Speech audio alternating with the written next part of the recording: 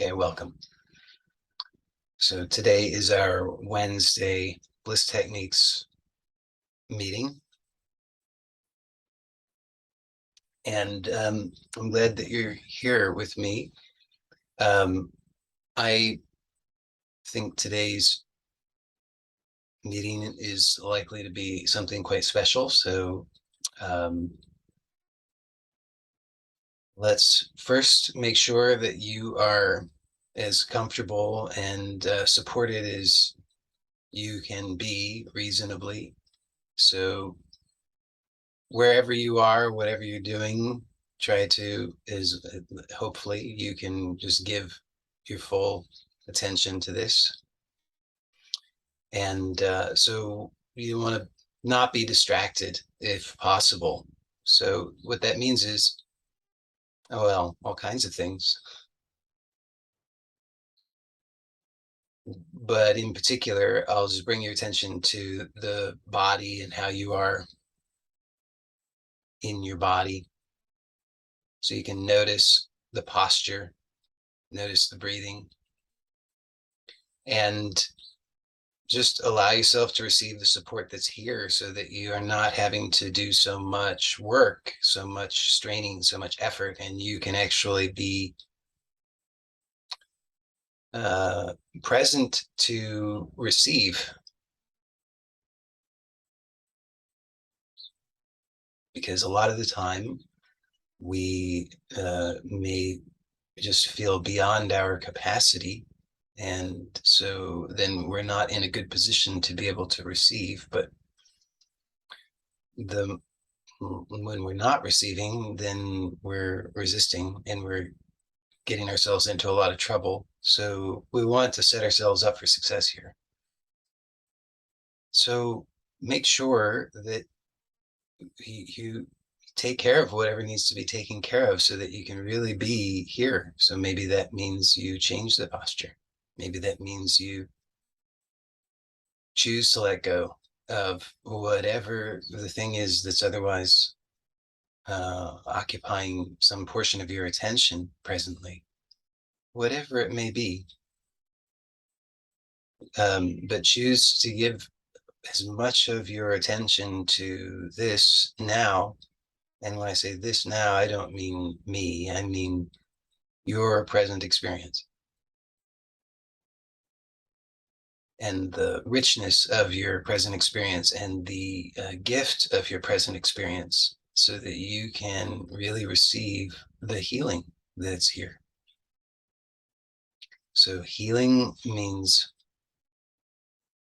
restoring a sense of wholeness. So our difficulties, our pains, our struggles, these are result of, or I could say that they are the manifestation of this resistance. So we just want to be aware of how much of the resistance could I just choose to let go of now so that I can really be here and receive the healing. Okay, so what we're going to be doing today is a guided practice. And with any practice, it makes sense that we should know what we're doing and why we're doing it as best as possible. So I would like to invite you to consider why you are doing this. Why are you here? And this is no trivial thing. This is, in a sense, where we're starting with this, or kind of starting with this, because it's one of the most important things. Because if we aren't clear on why we are doing what we're doing, if we don't know what our intention is, how on earth can we expect to be able to have any kind of positive experience? I mean, it's one of those things that's just so incredibly obvious once we see it, but we don't see it until we do. So, and it's tragic that we don't see it. as often as we don't see it, but we can see it now. See that just look to your soul, just the bare essence of yourself, and just notice what is really important. What do you really care about? What seem to be the biggest problems? What seems to be the biggest obstacle? So this is not about what somebody else's intention is. This is about what your intention is. So we have to be willing to let go of what we think of other people's intentions, because we have borrowed a lot of those things, right? We've taken them from our parents and from our grandparents and all the way back, right? I mean, how many things have been just handed down generation after generation, and it was passed down sometimes without adequate scrutiny. So we want to be clear. Is this really mine? Is that really true? Or was that borrowed? Borrowed from friends, borrowed from employers, teachers, all kinds of things that we've, religious things, all kinds of things that we've taken on. But find out what's really true, who you are, what really is important to you. And whatever judgments might be there, let the judgment be there, but just be clear about what's true. So it doesn't matter if you have a judgment that it's right or wrong or good or bad or any of these sorts of things. Just all that is really matter is that it's true. Because if it's true, then it's just true. Truth. It's a shocking thing to realize that truth is actually something greater than me. So all of my judgments about it don't really work. They don't. They don't really. All they do is to just make me unhappy. So whatever the judgment might be, maybe you think it's wrong, maybe you think it's bad, shameful. These are also borrowed notions, though. These are the things that came from the parents and the teachers and the siblings and the so forth and so on. But you want to get clear on what really matters to you. So for some people, what really matters is just this thing that's been plaguing me for all these years, the pain. I have to resolve it. It's just essential that I must resolve it. And if that's true, then be as clear as you can about that, because that may well be, not almost certain then that it's a very important clue to the purpose of your life. And if I like the expression that God don't make no junk. But we tend to think, well, maybe God's made some junk, like this life was just junk. But no, this life is good. This life is not junk. This life is divine. It has purpose. So whatever it is that you are, you have been divinely made, and you're you're not in the position to judge yourself in this way. So don't do that. Just see it and bless it, that this is good, whatever it is. And it doesn't have to be just one thing. I mean, it's helpful if you can focus on one thing at a time, but don't think that you have to search and search and search for the one thing that will be the one ring to rule them all kind of business. You don't need that.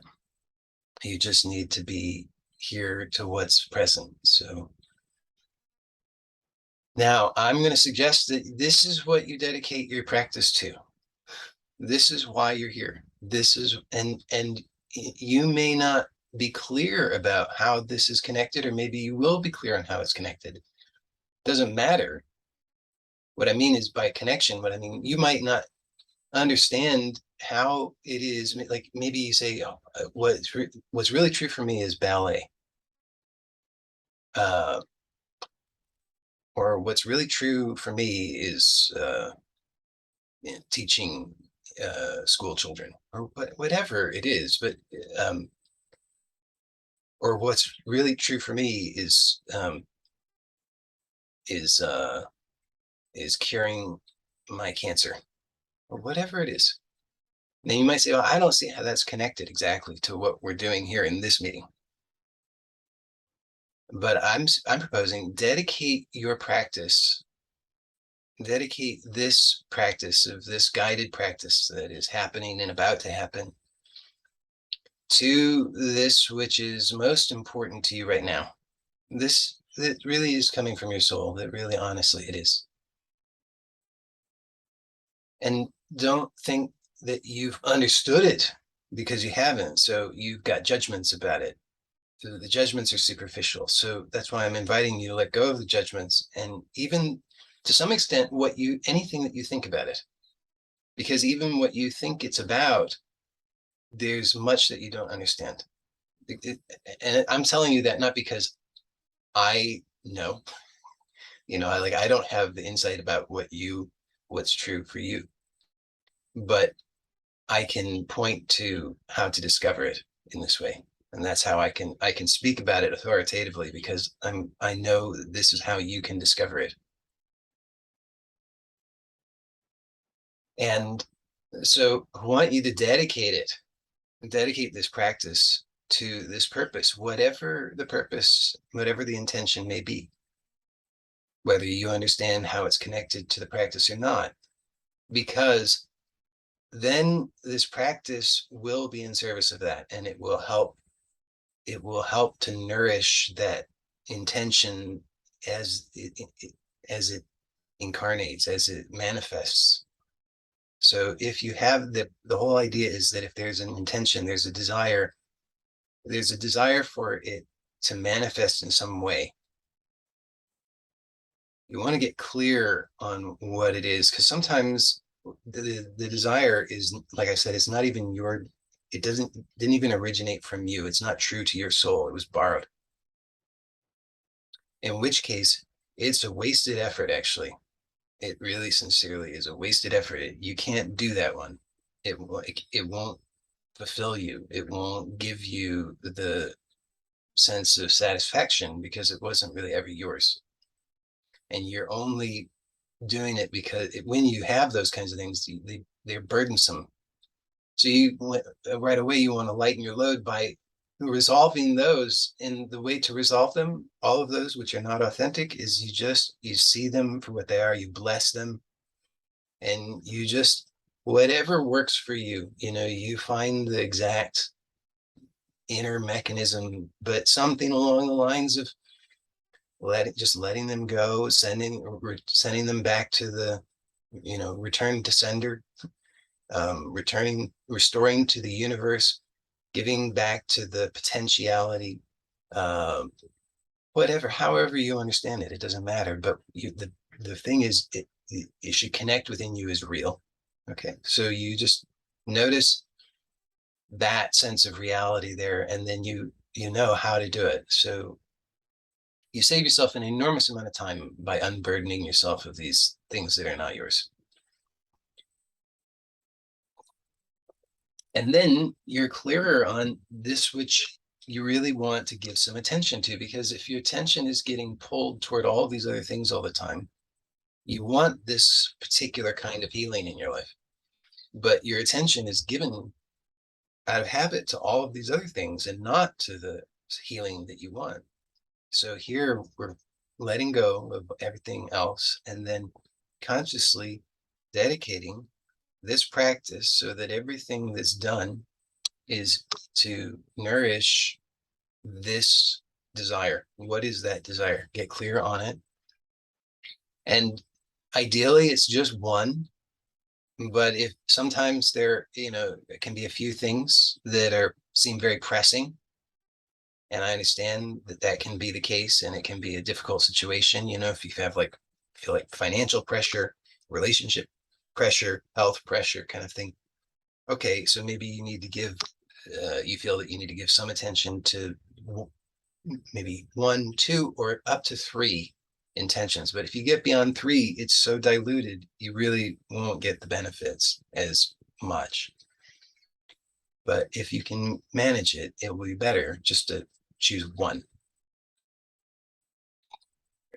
It really will help tremendously, because you'll see throughout the practice, you're wanting to notice and remember what your intention is for the practice. So you want to be able to just recall something very simply.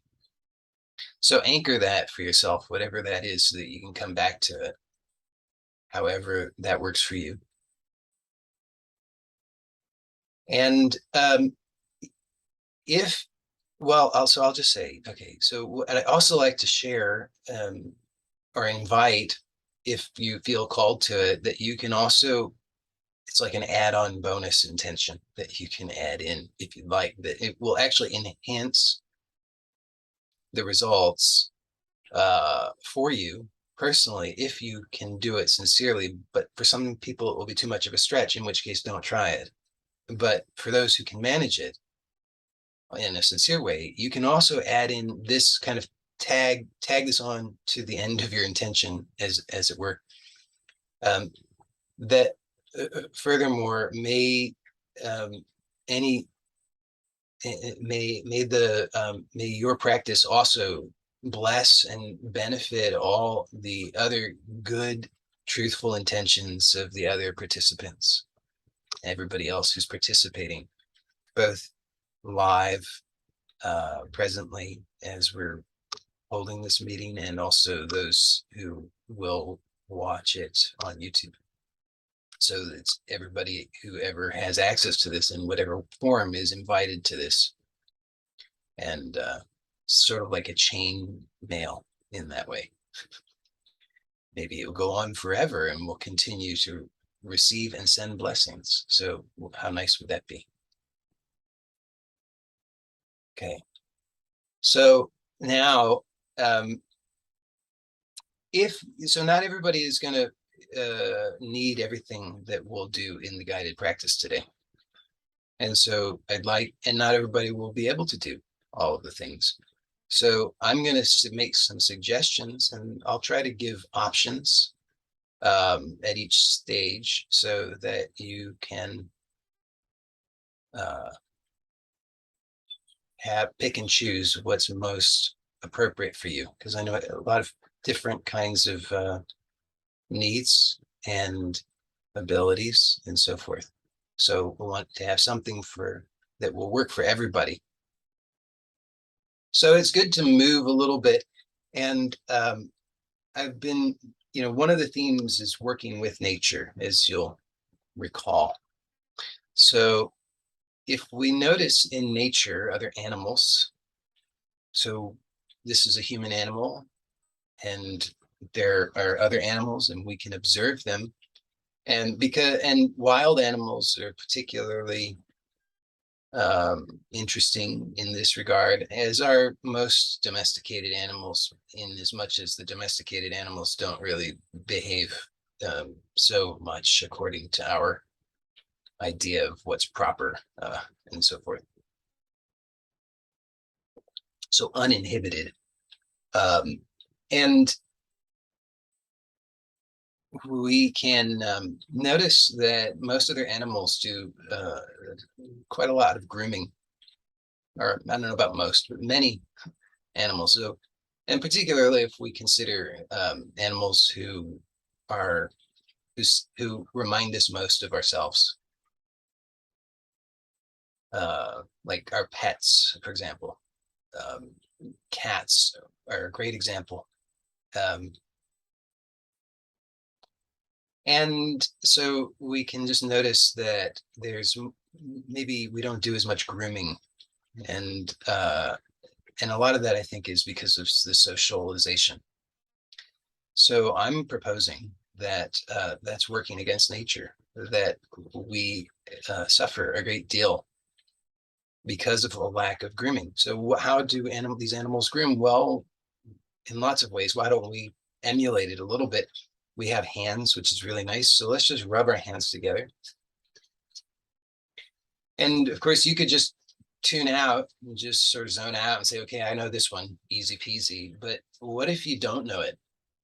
So just all I'm saying is rub your hands. So all the different ways you might be able to rub your hands. Just explore, see, like if you turn, for example, if you turn the palms so that one is facing in and one is facing out, then you'll notice that there's things are different in the organization of the two arms, right? So all the way up to the shoulders, and if you're really sensitive, which I'm encouraging you to be, then you'll be able to notice that actually that organization goes all the way through the entire body. You can feel it all the way to the spine, to the core. And you might then start to notice, okay, well, that's interesting. So it's not the same on both sides. So even though it's not the same on both sides, I still want to have a sense of ease and balance within. So maybe I'm accustomed to symmetry or relative symmetry on the two sides of the spine, for example. And so I've developed some sensory motor amnesia there, and I'm still holding that. And maybe I start to notice the longer I hold this kind of position where and rest whenever you need. But eventually, if I'm doing this, I'm going to start to fatigue.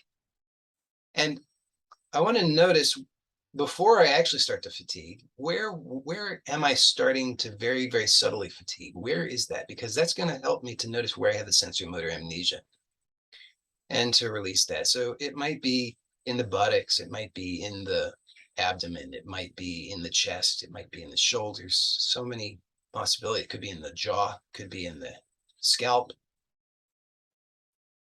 could be in the knees, could be in the feet. So many possibilities.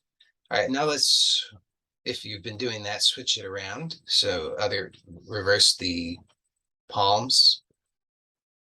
And of course, you don't have to do what I'm doing. This is just an example, but whatever you're doing, switch it up so that you're discovering, you're not just getting just one pattern. You don't want to just establish only one pattern, because that one pattern it's going to have an imbalance, right? It's an asymmetrical. Most patterns are asymmetrical. In fact, any movement is in some ways asymmetrical, because depending on which plane we're talking about, right? So you could have, I should learn the names of the planes. There's three of them. There's the one that's, if you go side to side, there's front and back, and there's up and down. Is that right? Something like that. And so if we're moving, so a soma, you'll recall, it exists in in 4 dimensions, moves in 4 dimensions. So, but what we would consider Cartesian space, X, Y, Z. And so these 3 planes in which we move, the soma, in order to do any movement, comes out of center in some form or fashion. So it's asymmetrical. All the movements are. We do a lot of repetitive stuff and a lot of things where we numb ourselves because of the kinds of things that we wear or sit in. And a lot of that is just built into our culture. So it's expected, most places you've got to wear shoes. Most places you'd want to wear shoes. I mean, but in your own home, please don't wear shoes. I hope that you at least are able and willing to explore that. But for some people, that's a bit of a challenge. Some people are wearing shoes all the time. But then, consider that maybe, and you rest, or well, why don't you rest for just a moment? Just notice before I go further on my shoe diatribe.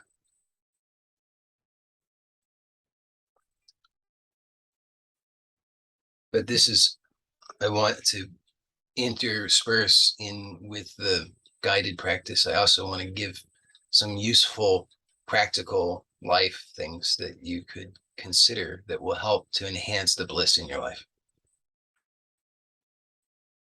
So bare feet as much as possible.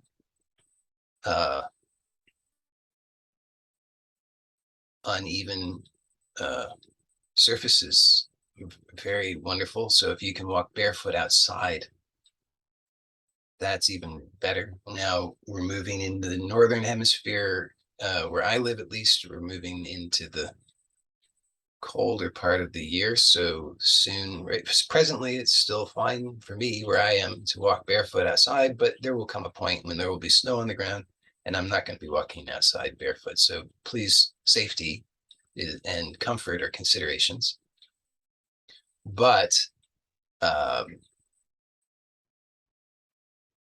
your body is designed to walk barefoot on uneven surfaces. And it's very, very, very good for your well-being, and it will enhance your experience of bliss tremendously. I promise you that this is true. By walking barefoot, especially outside, as much as is possible. Safety and comfort are considerations. So obviously you don't walk barefoot places where it would not be safe to do so if there's a possibility of broken glass or nails or whatever. Don't do that. Don't do it there. Don't. I generally would not recommend it on pavement, although, well, no, I wouldn't. I personally wouldn't do it on pavement. I'll just put it that way. But it will really can make a big difference. It reorganizes the entire nervous system and body. The whole, everything will be reorganized in a very positive way. Okay, so now take your hands and we're going to do some more grooming. So we're going to take them and just stroke the head. So just one hand on the right hand on right side, left hand on left side, and just stroke back and then down the back of the head. And then maybe you could see that you could slide them down the sides of the throat.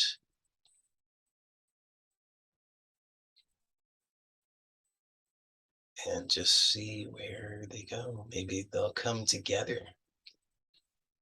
If you keep letting them, like, I've still got fingertips touching the skin. And there, almost. All right, there. I think now there's no more hand to the skin contact, so you can repeat. Just do this a couple times and just make it really nice. Just you can vary the pressure, experiment, see, and as you're doing it, be aware of how you're moving your arms and shoulders. Be aware of your back and your chest. Be aware of your breathing so that you can breathe in a really comfortable way. So then maybe you start to notice as you're doing this, you maybe start to notice how Ujjayi could be really a nice addition if you feel inclined to do so.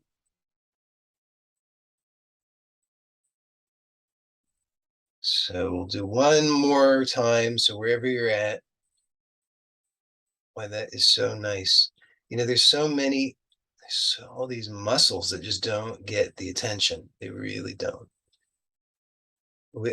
See, that's what I'm saying is we don't groom, but other animals are grooming very frequently. They're doing this kind of thing. Maybe not as slowly, but if they knew to do it, if they had the ability to do it more slowly, they would take advantage of it. But for most of the animals, it's instinctive. These things are just built in, and for better or for worse, overall, I'd say it's for better, but with some definite difficulties built into it. We humans are able to choose. So we can learn, we can choose, we can let go. So we can establish the patterns. All right. So I hope that you're feeling that your head feels good. Maybe your scalp has not been touched in that nice way in as long as you can remember. And so maybe you're feeling your scalp for the first time in a long time, and then take your your hands and touch your temples and just make some circles. You can go one way, go the other way. If you really wanted to challenge yourself, you could go, you could try to go opposite ways with two hands. So one is going clockwise, one's going counterclockwise, and then you could switch them up. So when you're doing this, notice you're creating asymmetry, but it's a mirror. They're actually mirrors of one another. So it's a really interesting thing, and I could do that for a long time. But again, it's helping to reorganize the shoulders, the chest, the whole organization of the head, the neck. So very, very, very simple, but wonderful thing that you can do, and that you really, I would suggest, ought to be doing more often. So you can just try doing some strokes out to the sides from the middle of the forehead, and then down the sides of the face, the cheeks. Let the jaw relax.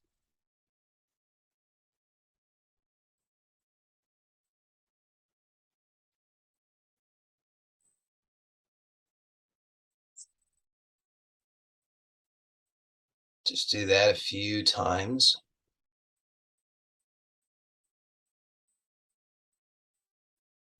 And see, how good can you allow it to feel? How much can you receive? Know that whatever your intention is, this is helping you. This is very, very, very helpful for your intention, whatever your intention is.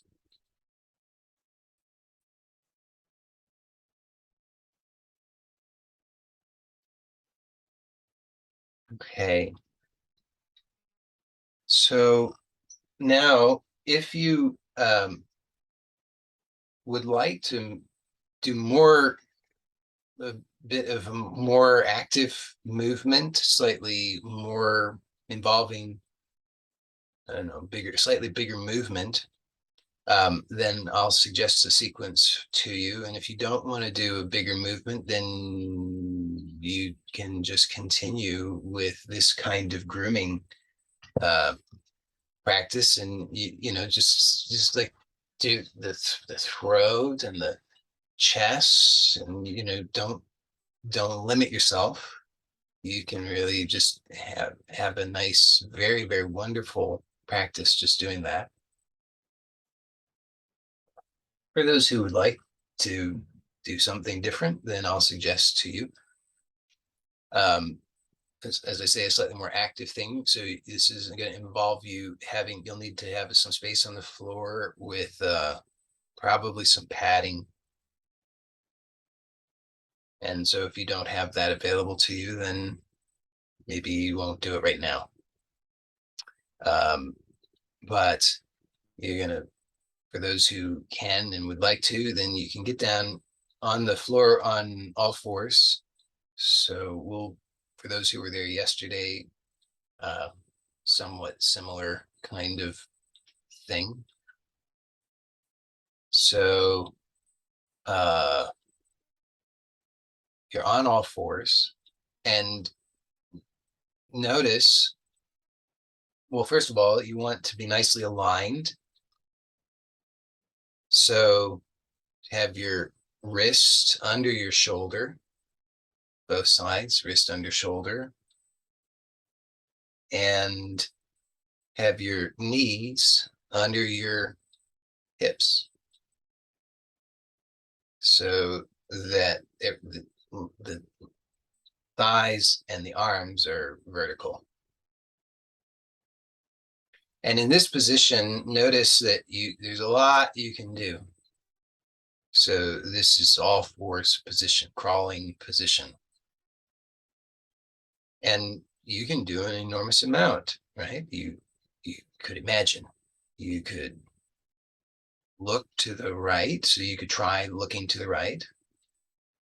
Just see what that is and go slowly with it and see how nice can you let it be.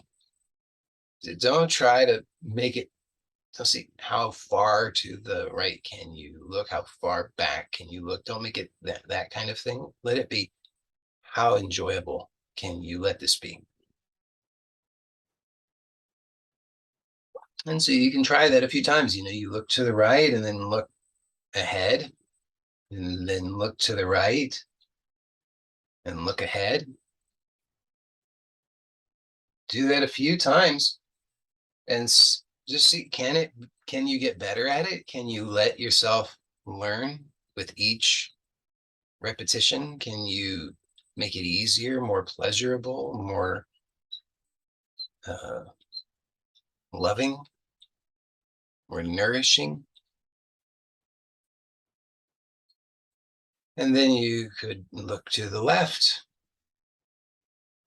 So you got maybe somewhat good at looking to the right. Now, what about looking to the left? It's kind of like looking to the right, but it's the opposite of looking to the right. So it's the mirror of looking to the right. So you kind of know how to do it, but you have to do it to the left.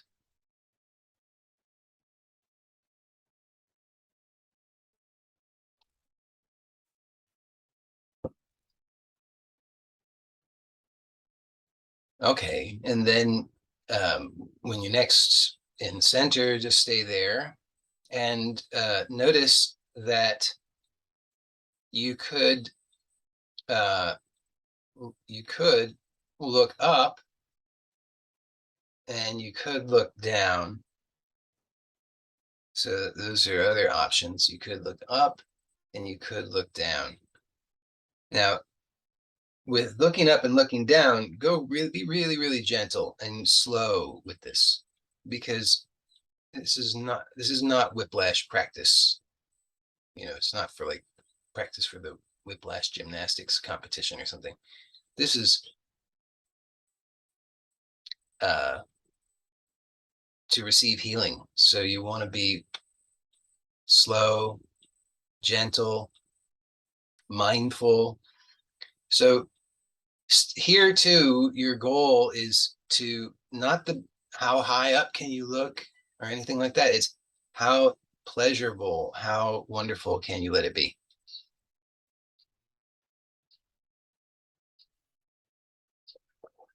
And the comment that says, I used to hate it. I understand. I did too, because I didn't understand I didn't realize how much I was hurting myself. All of my habits were self-harm. And so everything that I was doing was done with those habits. And so it was all very painful and strenuous and exhausting. So that's a difficult place to find oneself. But wherever we find ourselves, we can begin our journey there, and we can take a step in the right direction by doing it in a good way, in a loving way, allowing ourselves to actually feel good. Like, who's doing this to me? We want to ask that question. Where is that coming from? Seems to be something that I actually have a choice in. So let me exercise my choice and finally start to practice love, practice kindness right here. You don't have to go, that's the good news. You don't have to go looking for someone to practice love and kindness on. You got it right here all the time. So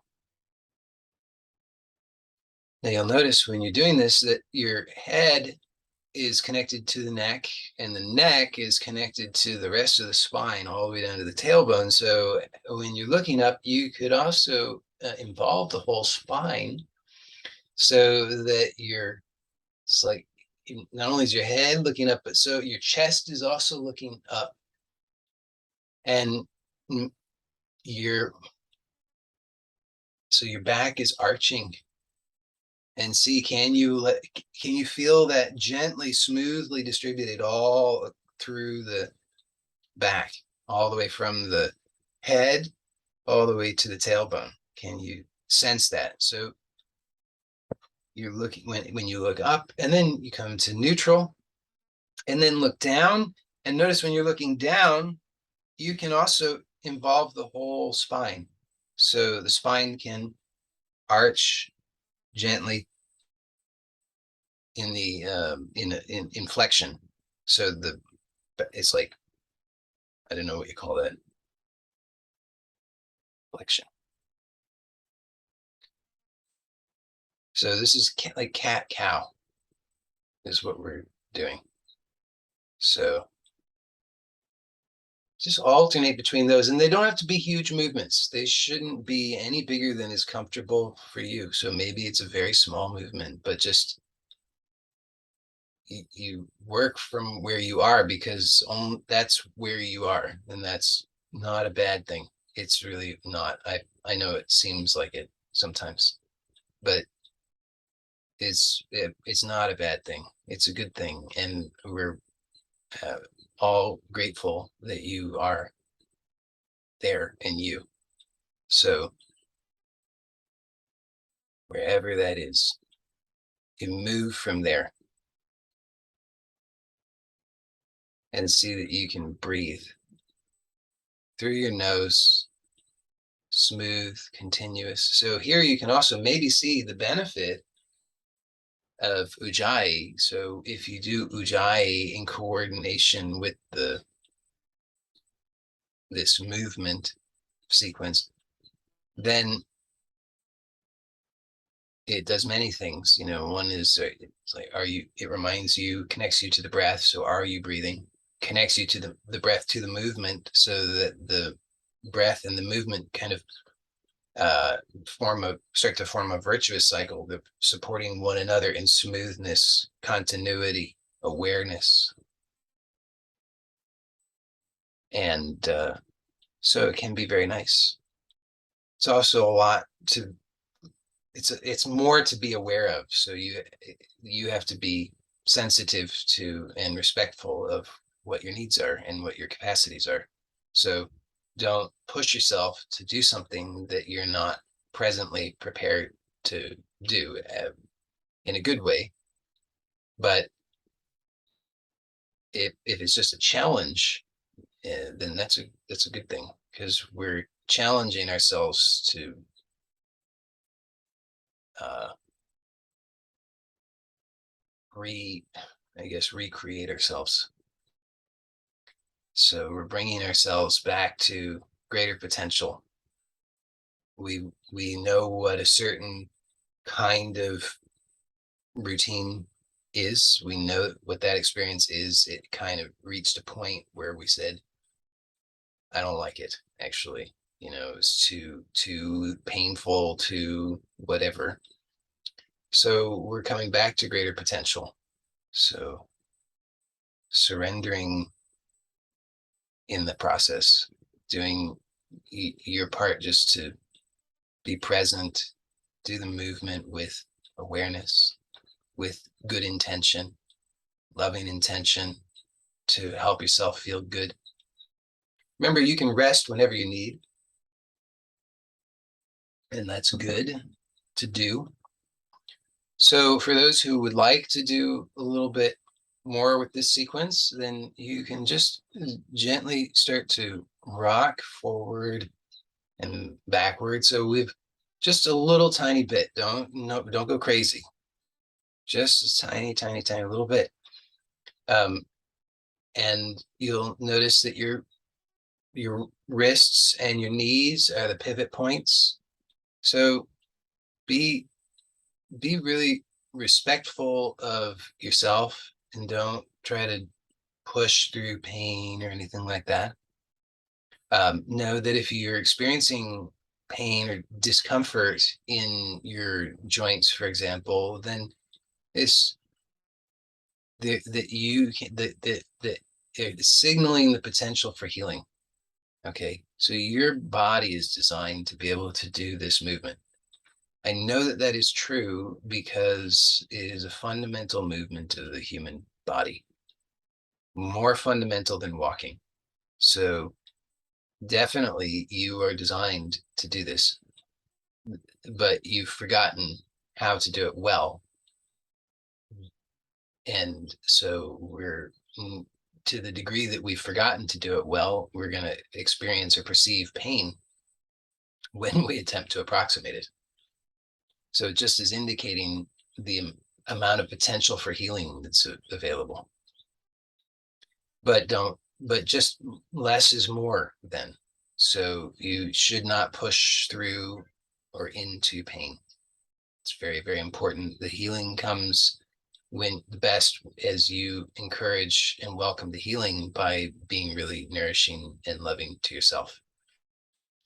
But if it's comfortable for you to do so, then you can explore bringing the hips a little further back so that your rocking motion gets a little bigger, not forward, because if you try to go too far forward, you'll just fall. You'd have to bend your elbows pretty quickly, and we're just going to try to keep it relatively straight. I mean, don't lock the elbow if that's uncomfortable, but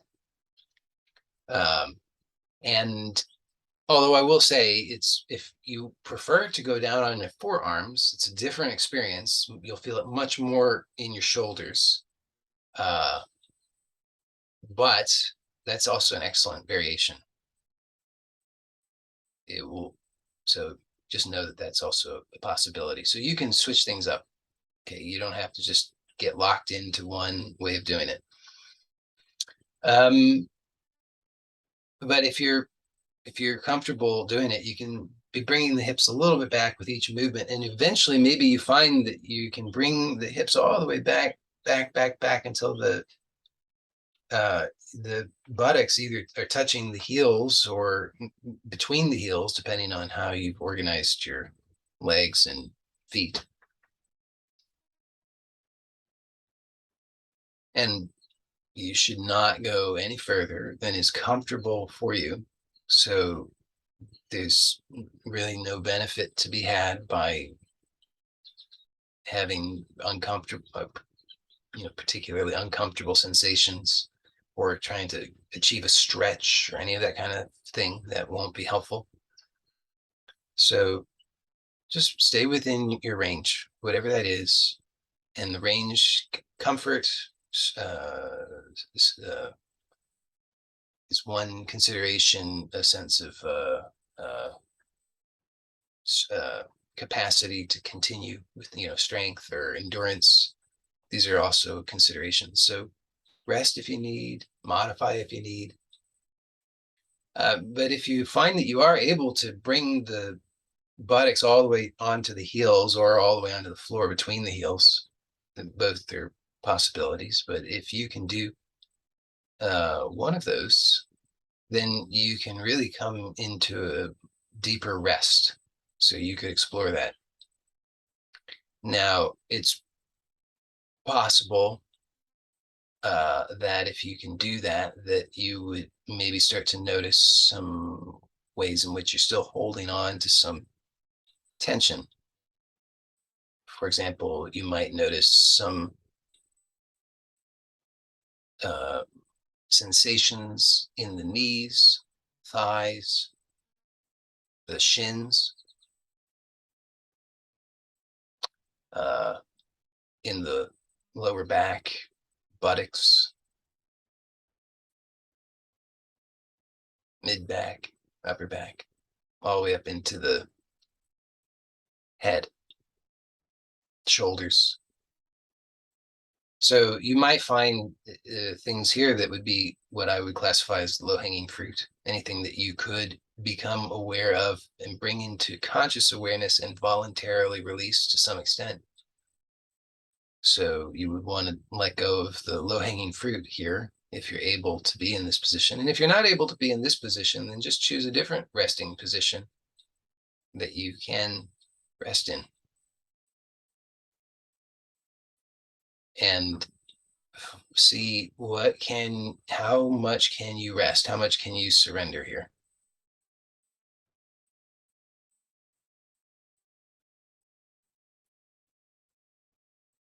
And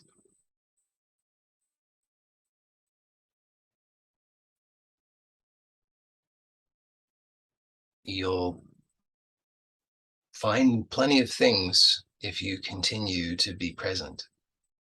Now, it might happen that at a certain point, you might discover that you're really not sure how to be in this position in a good way any longer, because it seems like maybe you've encountered new layers of stuff that you're not sure how to become fully conscious of, and you start to experience discomfort.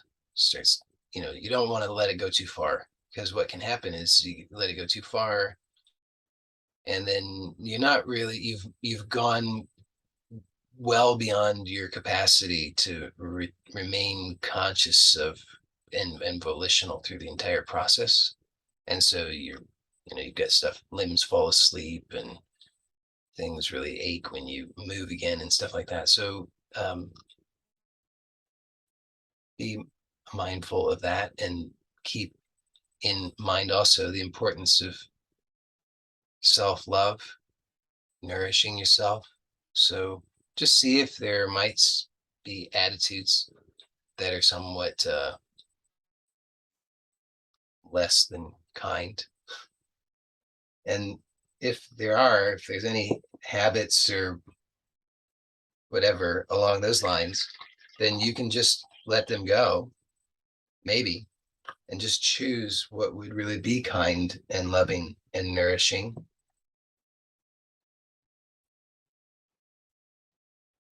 Which might mean changing positions.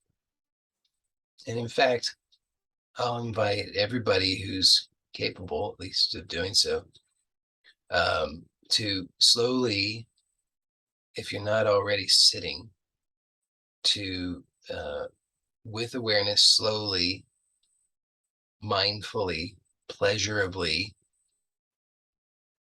consciously find your way into a seated position.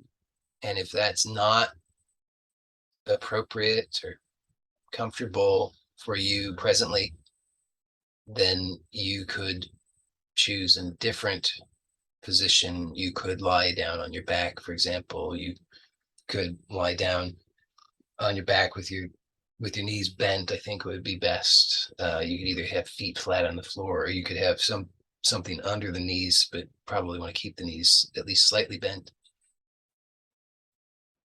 So you've got options, but if you can do seated, do seated. You're less likely to fall asleep. Falling asleep is fine, but be nice to stay awake for the last little bit, I think.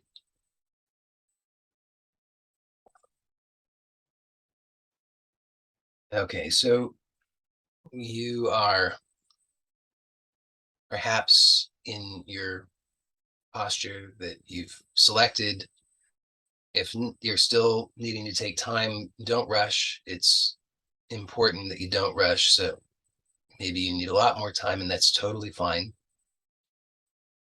But I'm going to give some instruction guidance for people who are ready, and then anybody else who needs more time, you give yourself that whenever you need it. So for those who are able to do so, be aware of your breath and breathe through the nose as long as that's possible for you. And like you to notice that you've got, presumably, at least two nostrils, a right one and a left one. So the air might be passing through both of the nostrils, and you can sense the air passing through the nostrils. So be curious, make it a game to see, can you allow for the flow of the air between the right and left nostrils to be even, balanced, so that it seems like the same amount of air is passing through the right nostril as is the left nostril at the same speed, both as you inhale and as you exhale.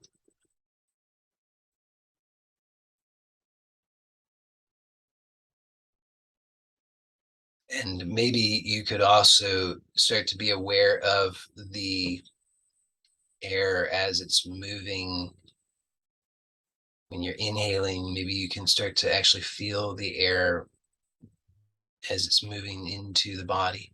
So you could maybe interiorly trace the movement. You can feel the sensation of the movement of the air as it's moving in. And part of that you might notice is that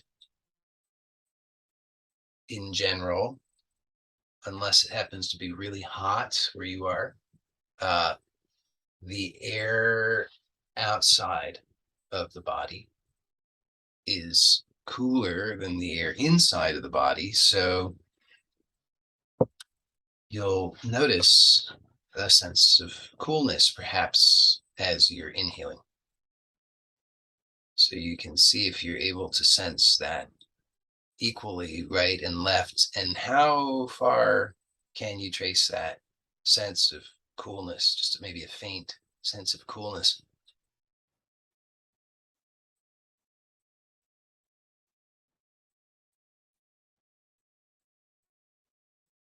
And then as you exhale, you could also be curious about how far can you trace the exhalation. Maybe both inside and outside the body, if you can notice such a thing. So you could just be curious about that. So we're just aware, making it a game, letting the air be even and balanced between right and left, seeing how much of the path of the air can we be aware of, the path of the breath, by sensation.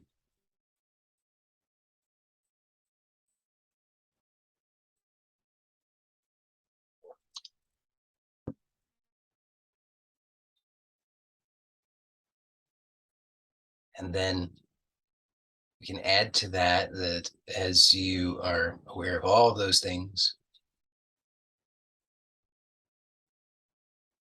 can you also be aware of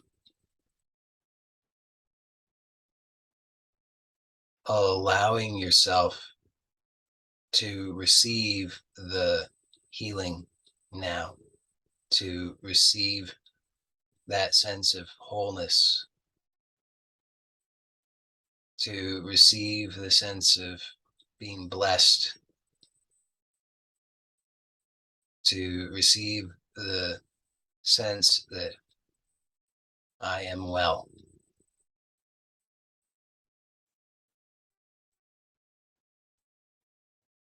Really notice that it's possible for you to open to that, to really receive that. It's here, it's available. You simply need to choose to receive it.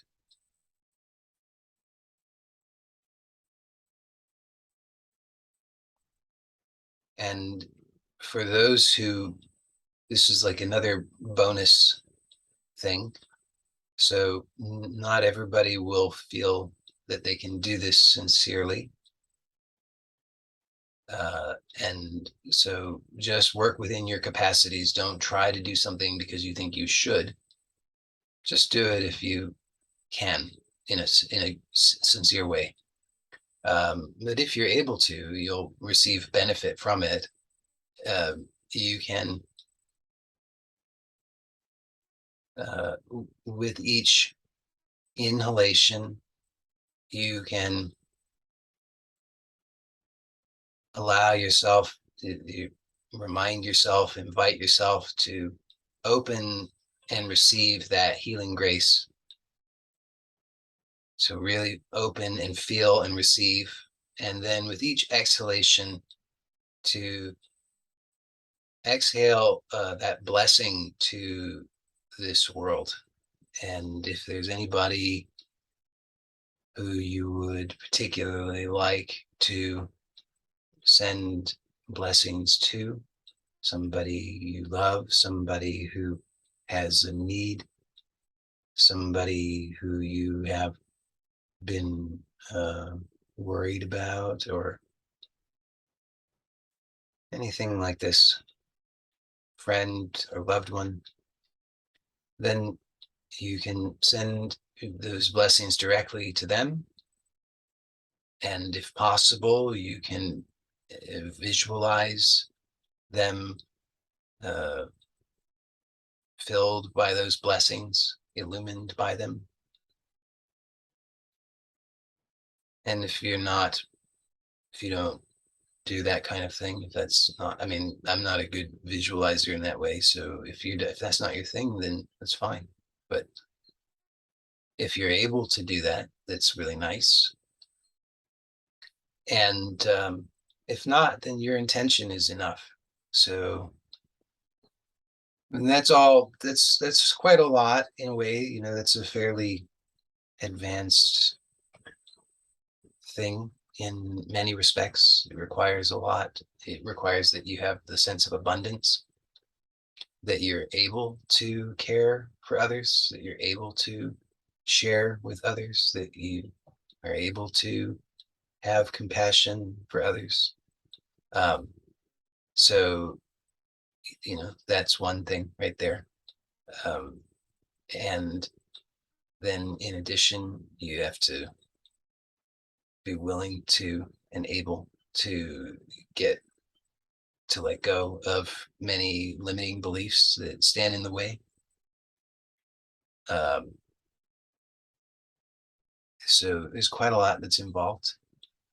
But if you're able to do it, it's really, really wonderful. And it blesses others and it blesses you. And if there's nobody in particular who you want to send the blessing to, then just how wonderful that you have. I mean, that's even another level of abundance, that you have the capacity to and generosity to give, and even those who you know are okay enough. So then you just send the blessing to anybody who needs it, you know, to anybody in this whole group of participants. Again, those who are doing this live and those who are doing it through the recording, to if there's anybody in need in this group, then if you feel so inclined, it's totally an option. It's not mandatory, but if you feel so inclined, then you have that level of abundance, you can send those blessings to those who are in need. And who knows what good might come from that. So you're receiving the healing for yourself, and if possible, and there's no judgment here from me about that you should or shouldn't, but if possible, also you can receive the blessings for others and extend them to others. So this is a virtuous cycle, a way to establish a virtuous cycle. You know, may all beings be blessed. Selfishly, it's also nice for me. You know, think about it. If everybody else is happy, isn't it easier to be happy? If everybody else is well, isn't it easier to be well? If everybody is really well, think about that. If everybody was really well, then the moment somebody somewhere was even the least bit not well, everybody would be there in service. So that's the kind of thing that we can establish. It's big things start from small seeds. So your ability and willingness, your affirmation of abundance by being willing to extend blessings to this world does put in place that virtuous cycle. And again, even if that's not where you're at, and it's totally fine, because sometimes we just have a lot of stuff that we need to deal with. And so then that's good that you would love yourself enough that you would be honest about that, and that you would do what you need to do, and just be truthful about it. But if and when you're able to discover enough abundance, inner abundance, that you can share the blessings with others just through intention. I'm not saying you have to go work in a volunteer in some kind of capacity somewhere. Just your intention, just your willingness to extend blessings to others just through intention alone is very, very, very powerful. So so as we conclude our guided practice, one more time, I want to invite you to consider your intention. So the thing that we started with today. And I want you to just know and accept that you have dedicated this practice to your intention, and that it is a very powerful thing, and that the effects of it come back to you in time. So Soma moves in 4 dimensions. Soma moves in 3-dimensional space and in the 4th dimension of time. So we want to be moving intentionally in time. And so time meaning cycles. So time is all defined by cycles, night and day, the annual return of the sun, and so forth and so on.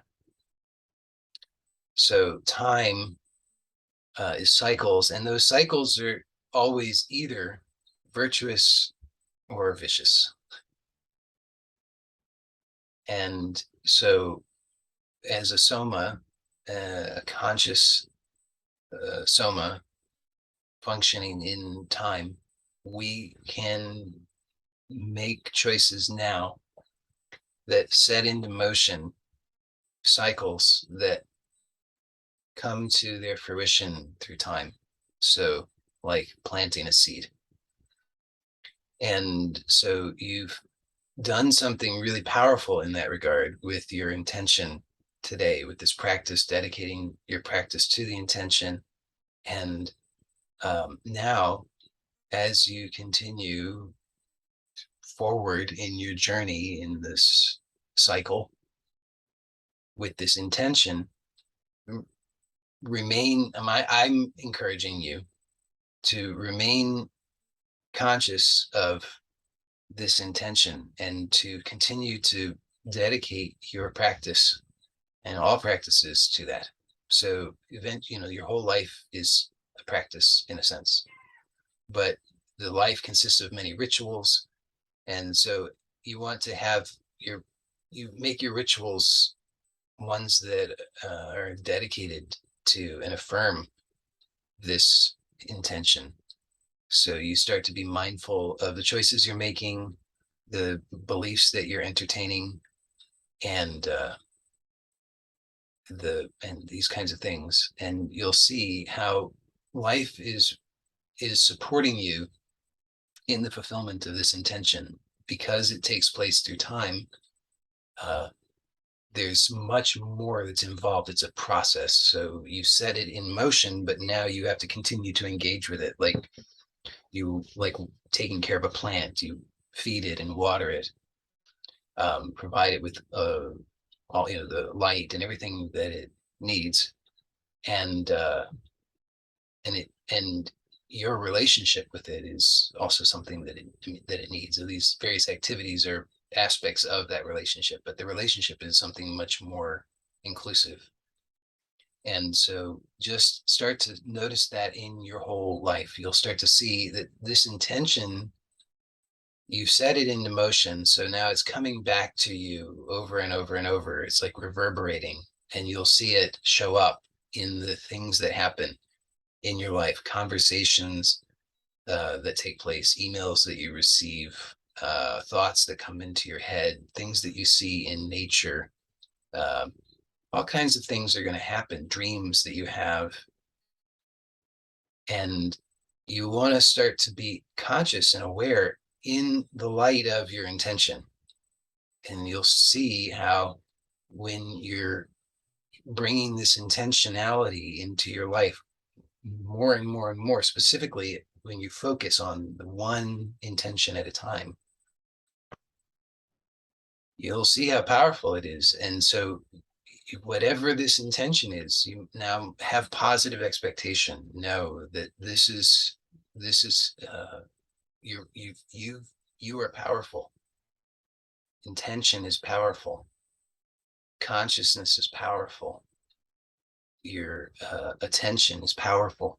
So you're cultivating a good life, and this is the way. This is a good way to do it. This is Mother Nature is teaching how life works. I mean, what a better teacher could you have other than the than life itself? So you're very blessed. Know that that is true. I would encourage you to have gratitude for that, sincere gratitude, to recognize that not everybody has been uh, gifted this knowledge, these insights, these experiences. So you do receive all of this. You are blessed by nature. You are the recipient of much healing. You are the recipient of many blessings. So what a wonderful thing that is. And it's really good to reflect on that and notice that that is so. And with that, we will conclude our formal practice. I would like to give thanks to all of my teachers, to Mother Nature, and to all of you for your participation. And may you all be blessed. So for those who are here live, we can stay on for the Q&A, and I'm going to end this recording now.